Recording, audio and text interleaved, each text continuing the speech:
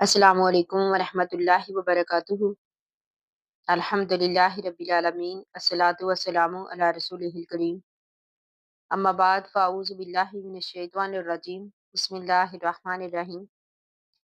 वज़ा सामियत, अगर आप भी चाहती हैं कि आपके घर में सुकून हो, खुशहाली और बरकत हो तो इस वीडियो को आखिर तक ज़रूर देखें।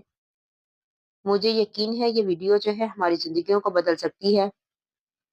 मैं इस वीडियो में कुछ ऐसी आदतों का जिक्र करूंगी, अगर हम इनको अपना लें तो हमारे घरों में सुकून और खुशहाली आ सकती है।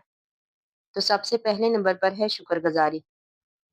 जो औरत हर हाल में अल्लाह ताला का शुक्र अदा करती है तो अल्लाह ताला उसके थोड़े से रिज़्क में भी बरकत डाल देते हैं। कुरान मजीद में अल्लाह ताला इरशाद फरमाते हैं कि अगर तुम शुक्र अदा करोगे तो मैं तुम्हें पहले से भी ज़्यादा अता करूँगा। असल बात यह है कि शुक्र करने वाली औरत कभी भी महरूम नहीं रहती। इसी तरह दूसरे नंबर पर है नमाज की पाबंदी। नमाज जो है रिज़्क की सबसे बड़ी कुंजी है। जो औरत 5 वक़्त की नमाज अदा करती है तो अल्लाह ताला उसके लिए रिज़्क में बरकत के ऐसे दरवाज़े खोल देते हैं जहाँ से उसे गमान भी नहीं होता। असल बात यह है कि नमाज छोड़ने से बरकत जो है ख़त्म हो जाती है। इसी तरह तीसरे नंबर पर है सदका देना।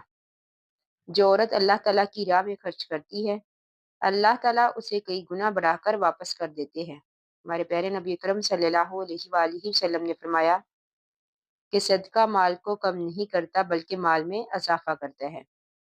इसलिए हमें चाहिए कि थोड़ा ही क्यों ना हो, हम सदका ज़रूर दें। इसी तरह चौथे नंबर पर है सब्र और कनात। हर वक़्त शिकवा करने वाली औरत कभी भी खुशहाल नहीं रहती, लेकिन जो औरत सब्र और कनात से काम लेती है, अल्लाह ताला उसके दिल को सुकून और रिज़्क में बरकत अता करते हैं। यानी असल दौलत जो है दिल का सुकून है। इसी तरह पाँचवें नंबर पर है गुनाहों से बचना। गुनाह रिज़्क को कम कर देते हैं, ख़ास तौर पर झूठ, ग़ीबत और हसद। जो औरत इन चीज़ों से बचती है, अल्लाह ताला उसके रिज़्क को पाक और बाबरकत बना देते हैं। तो मौज़ूद सामियात, याद रखें, रिज़्क सिर्फ पैसे का नाम नहीं बल्कि सुकून, खुशहाली और बरकत का नाम है। अगर आप चाहती हैं कि आपका घर खुशियों से भर जाए तो इन 5 आदतों को आज ही अपनी ज़िंदगी का हिस्सा बना लें। इंशाअल्लाह मुझे यकीन है कि हमारी ज़िंदगियों में सुकून और खुशहाली आ जाएगी।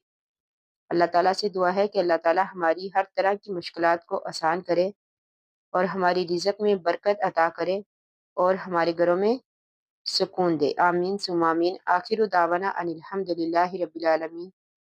अस्सलामु अलैकुम व रहमतुल्लाहि व बरकातुहू।